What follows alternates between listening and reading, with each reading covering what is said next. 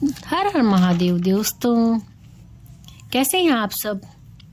दोस्तों, त्रिवेणी संगम चल रहा है, अर्थात प्रयागराज में एक महाकुंभ का मेला लगा हुआ है।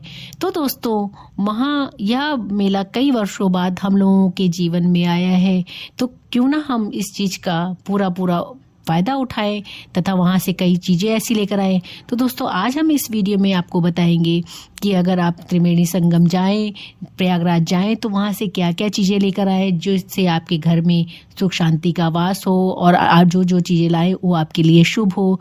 तो दोस्तों, प्रयागराज में अगर आप जाते हैं तो वहाँ मेले में कई चीजें ऐसी हैं जो को आप अपने घर में लाएंगे तो आपके लिए खुशियों का वास होगा, सुख शांति मिलेगी, धन से भरपूर रहेगा। तो दोस्तों, ज्योतिष शास्त्र के अनुसार वहाँ से कुछ ऐसी चीज़ें जरूर लाए जो कि प्रयागराज में, जैसे गंगा जमुना और सरस्वती का संगम है, वहाँ उन गंगा जमुना सरस्वती का मिलन हुआ है।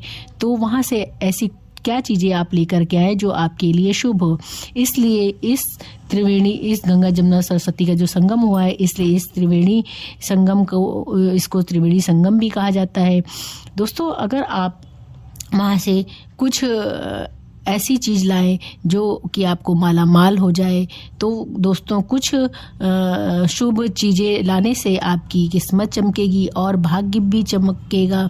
तो दोस्तों, ऐसे आप क्या लाएं, परिवार में सुख शांति बनी रहे और किस्मत भी चमके, देवी देवताओं की कृपा आप पर बनी रहे। महाकुंभ में आपको संगम घाट से स्नान करना है तथा स्नान करने के बाद संगम का पवित्र जल अवश्य लेकर के आए। कहा जाता है कि वहाँ का जल आपको अपने घर में रखने से आपके घर में खुशियों का बसेरा होता है, सकारात्मकता दूर होती है तथा धन की कमी नहीं होती है। इस जल को आप अपनी पूजा घर में रखें या किसी भी साफ जगह पर इसको अवश्य रखें। इसलिए दोस्तों, अगर आप संगम जाते हैं तो वहाँ से जल अवश्य लेकर के आए। साथ ही कहा जाता है कि कुंभ मेले से तुलसी भी लाना शुभ होता है। अगर आप वहाँ से तुलसी जी लेकर आते हैं तो इससे आपके घर की दरिद्रता दूर होगी। साथ ही साथ दोस्तों, घर में वैभव आएगा तथा शाम के समय आपको तुलसी में दीपक भी जलाना है और सुबह उसमें तुलसी जी में जल चढ़ाइए। इससे आपके घर में सुख शांति का वास होगा, लक्ष्मी का वास होगा। और दोस्तों, पौराणिक कथा के अनुसार जब समुद्र मंथन हुआ था, समुद्र मंथन के समय देवता और असुरों में जब उसको लेकर के, अमृत को लेकर के बहस हुई थी, मतलब लेकर के जो अमृत कलश को लेकर के विवाद हुआ था, तो अमृत कलश की कुछ बूंदें प्रयागराज में गिर गई थीं, जो कि वहाँ की मिट्टी भी किसी दिव्य मिट्टी से कम नहीं है। तो कहा जाता है वहाँ से अगर आप जाएं तो वह मिट्टी अवश्य घर लेकर के आएं। इससे आप अपने मुख्य द्वार पर या पूजा स्थान पर रखें। इससे भी आपके घर की नकारात्मकता दूर होगी तथा ऊर्जा का संचार होगा तथा सकारात्मकता का वास होगा और बहुत सी शुभ चीज़ें आपके घर में होंगी। तो कुल मिट्टी यहाँ अपने घर में मिट्टी अवश्य लेकर आए। इससे ग्रह दोष से भी छुटकारा मिलेगा